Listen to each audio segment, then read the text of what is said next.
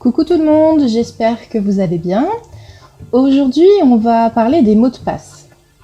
Alors, les mots de passe, c'est un petit peu difficile parce qu'on ne sait jamais trop quoi mettre et comment faire pour les retenir. Le mot de passe doit rester secret. Donc, on ne l'écrit nulle part. Ni sur un petit post-it juste à côté de l'ordinateur, ni sur son agenda, ni sur son téléphone. On ne l'enregistre pas non plus sur l'ordinateur. Et surtout, on ne le dit à personne.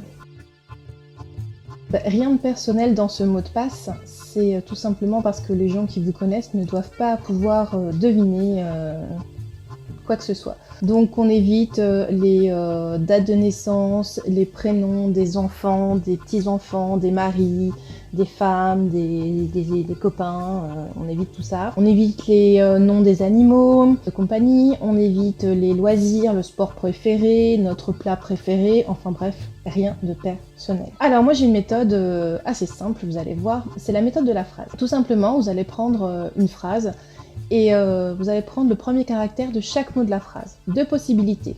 Premièrement, de façon traditionnelle, on écrit « J'ai acheté 8 CD pour 100 € cet après-midi ».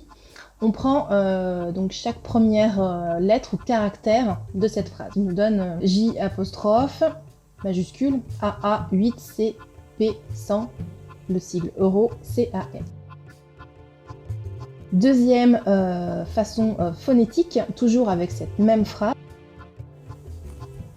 G, H, T, 8, C, D, pour 100, euros, 7, A, M. Donc AM, après-midi.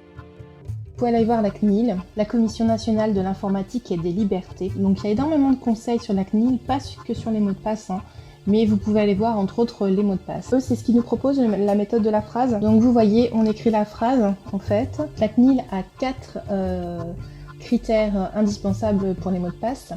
Il faut absolument qu'elle comporte un nombre, une majuscule, un signe de ponctuation ou un caractère spécial, et qu'elle ait une douzaine de mots.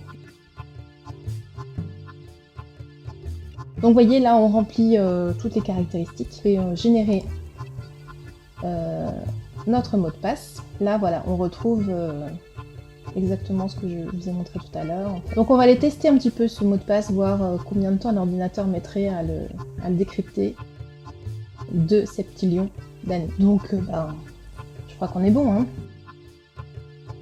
On va tester aussi du coup le mot de passe en phonétique. Alors ce qui est intéressant, vous voyez, c'est qu'au fur et à mesure qu'on écrit les lettres ou les caractères, on voit combien de temps un ordinateur mettrait pour le décrypter.